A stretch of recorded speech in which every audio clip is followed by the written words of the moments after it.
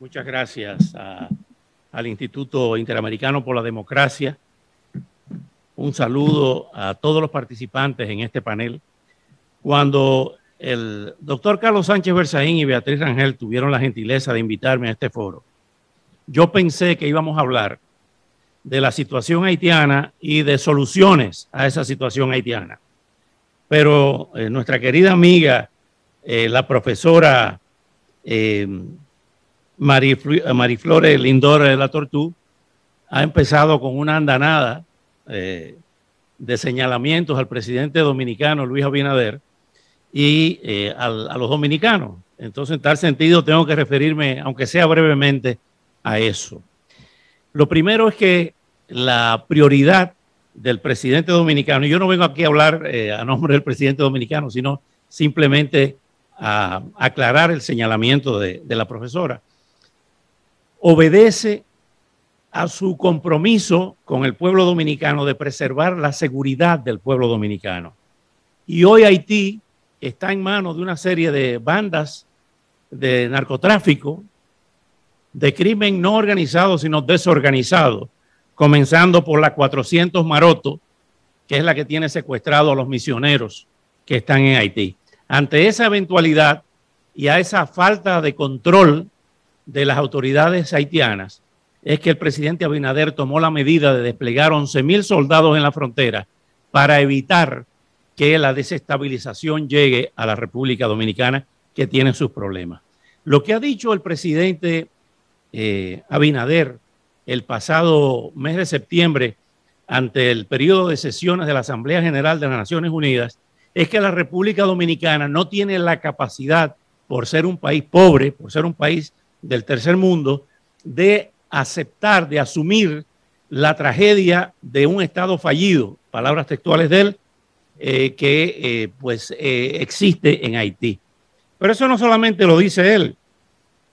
Cuando les decía que pensaba que íbamos a hablar en este foro del presente y el futuro de Haití, pues no pensé que íbamos a hablar del pasado. El pasado es muy complejo, donde la República Dominicana fue intervenida por 22 años por las tropas de Jean-Pierre Boyer, por el escenario insular que fue la española, para que Francia y España pues dilucidaran sus conflictos armados en ese territorio.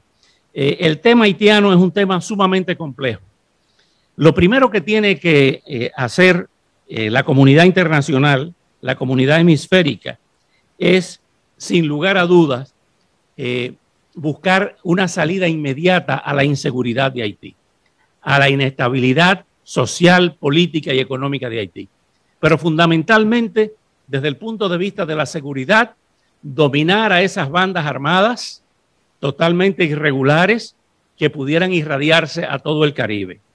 Conversaba hace un rato con el ex primer ministro Laurent Lamothe, donde me señalaba que esa 400 Maroto y las bandas armadas que hoy deambulan por las calles y campos de Haití, en su gran mayoría eran haitianos que cumplieron condenas en los Estados Unidos y fueron deportados a Haití de regreso y continuaron con sus actividades delictivas. Yo creo que no es el momento de recriminaciones, ni decir con un dedo quién es culpable y quién no es culpable. Sobre el tema de la prostitución, de las prostitutas dominicanas que la profesora hizo mención, la prostitución es universal y es la más vieja de las profesiones o de los oficios. De manera que apuntar a un país en ese sentido creo que no es justo y es sinceramente arbitrario.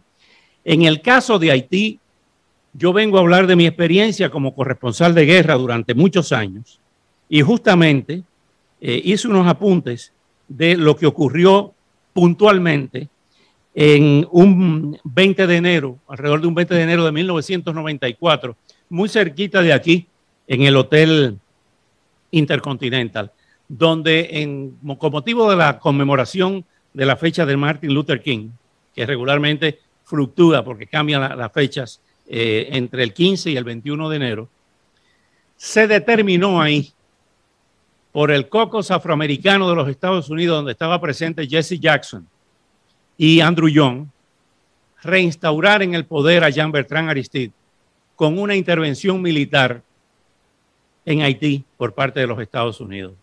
Yo cubrí esa intervención. Yo navegué semanas antes de la llegada de las tropas el 21 de septiembre, aproximadamente el 21 de septiembre de 1994, en el mes de agosto, en una fragata de los Estados Unidos, nos llevaron de la base de Homestead a la base de Guantánamo y de ahí navegamos por las costas de Haití y ahí nos damos cuenta que era inminente la intervención para sacar del poder el triunvirato que presidía Raúl Cedras, precisamente de madre dominicana, para reinstalar en el poder a Jean-Bertrand Aristide. Ahora bien, en una lista, en una serie de apuntes que yo he hecho, todas las opciones que se han aplicado hasta ahora por parte de Estados Unidos y la comunidad internacional han fracasado. ¿Y por qué han fracasado? Porque el problema de Haití es muy complejo. Han fracasado las intervenciones, han fracasado las ayudas internacionales, han fracasado las opciones de gobiernos provisionales, han fracasado las elecciones y desde luego ha fracasado el tema de la seguridad nacional. ¿Por qué?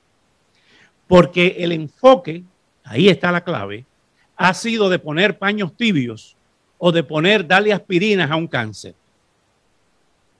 Darles pastillitas de Tylenol, y la propaganda es gratuita, a un problema mucho más complejo y serio. Haití ha sido tratado como el vecino pobre que hay que ayudarlo porque el pobrecito, pero no lo enseñan para buscar una imagen, una metáfora. No se soluciona el problema estructural. Ese fideicomiso con el cual estoy de acuerdo, pues simple y sencillamente tiene que tomar el toro por los cuernos y administrar Haití, supervisar o cambiar, si hay que hacerlo, el sistema judicial, la situación económica, no dejarla en manos de quienes se han repartido las ayudas internacionales y una administración efectiva que contribuya a crear fuentes de trabajo, a reorientar la economía y las inversiones para evitar que el haitiano se vaya de su país. Si no se combate la pobreza desde el punto de vista estructural y no coyuntural, nunca se va a solucionar el tema haitiano. Estando yo en esa reunión del mes de enero de 1994 en el Hotel Intercontinental, lo que estaba escuchando me dejaba con la boca abierta. ¿Por qué? Porque supeditaron ese caucus afroamericano, sus opiniones y sus soluciones a la política interna de los Estados Unidos en ese momento de la administración de Bill Clinton. Y si ese es el enfoque y el criterio, pues no se pensaba en buscar una solución a Haití, sino en una solución que beneficiara el partidismo político en la política interior de los Estados Unidos. Un gran error que se criticó en ese momento, estando yo en el Hotel Montana con el hermano de uno de los panelistas, el gran amigo Franz Voltaire, y el arquitecto Leslie Voltaire, que está aquí en el panel. Y lo comentamos en ese momento. Él estaba colaborando con el primer ministro Robert Malval. Y yo le dije, ¿qué tú opinas de este error de eliminar el ejército haitiano? Y se quedó mirándome y me dijo, qué buena observación. Fue un error tratar de repetir la solución panameña, donde se eliminó el ejército de Manuel Antonio Noriega, porque se estaba conformando ahí un narcoestado. Querer utilizar la misma fórmula con Haití. ¿Qué pasó? Que esa eliminación del ejército nos ha traído a lo que estamos viviendo hoy en Haití, donde bandas armadas controlan el país. Sin instituciones, aunque sean débiles, la política debió ser mejorar ese ejército y no abrir a Haití al narcotráfico y al caos y a la anarquía que se está viviendo hoy. De manera que ha sido una serie de errores.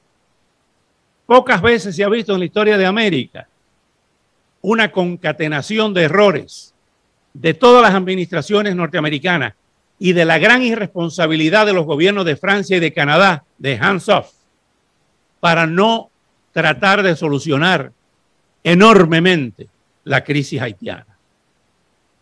No podemos olvidar, mi querida profesora,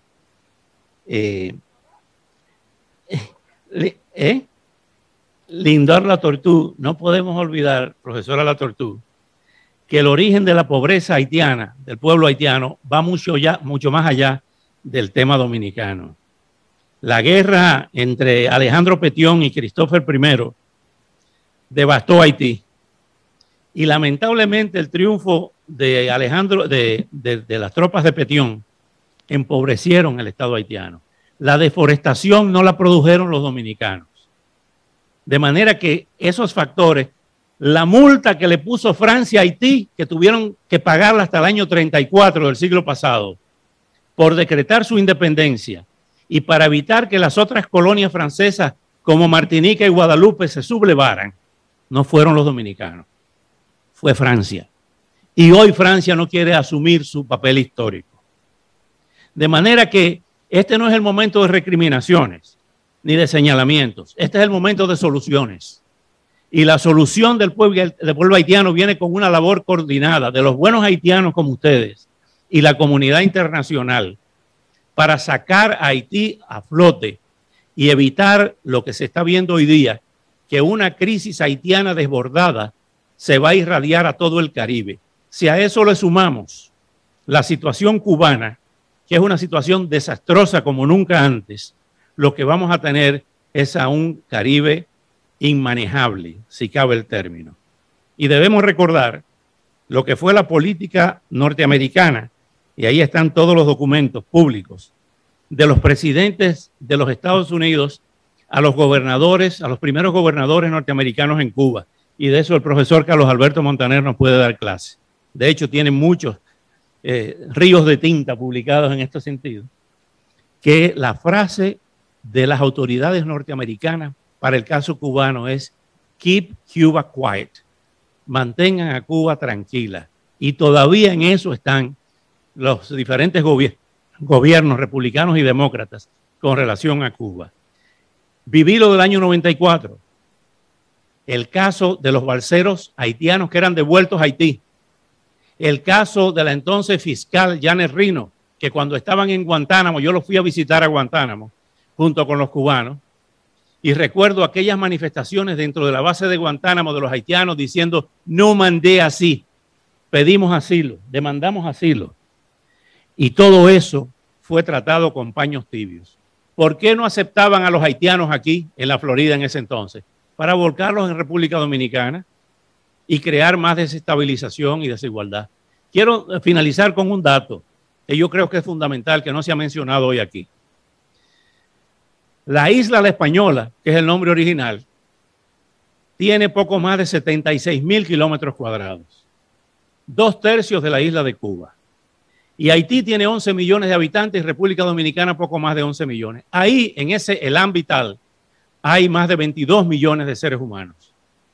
Cuba, que tiene 111,111 kilómetros cuadrados, tiene apenas 11 millones, la mitad de esa población. Ustedes me van a decir que ese no es un factor clave, fundamental, esencial para comprender ese drama de la isla de La Española y no estar recriminándonos ni culpando a nadie, sino simple y sencillamente tratando de buscar soluciones. La comunidad internacional tiene un compromiso esencial, fundamental y determinante para sacar a Haití a flote. Primero, pacificando ese país, acabando, arrasando con esas bandas criminales, reconstruyendo un ejército efectivo donde haya colaboración y asesoría internacional de los organismos de inteligencia, detener el narcotráfico. Otro punto esencial es la creación de fuentes de trabajo, de proyectos estructurales con ayuda internacional, pero supervisada por esos donantes. Y creo que por ahí iremos hacia una luz al final del túnel. Nadie quiere que Haití desaparezca, nadie quiere invadir Haití nuevamente para no buscar soluciones. La República Dominicana no va a invadir Haití, esa no es la idea ni la solución, pero simple y sencillamente tiene que preservar su territorio y su seguridad. Muchas gracias.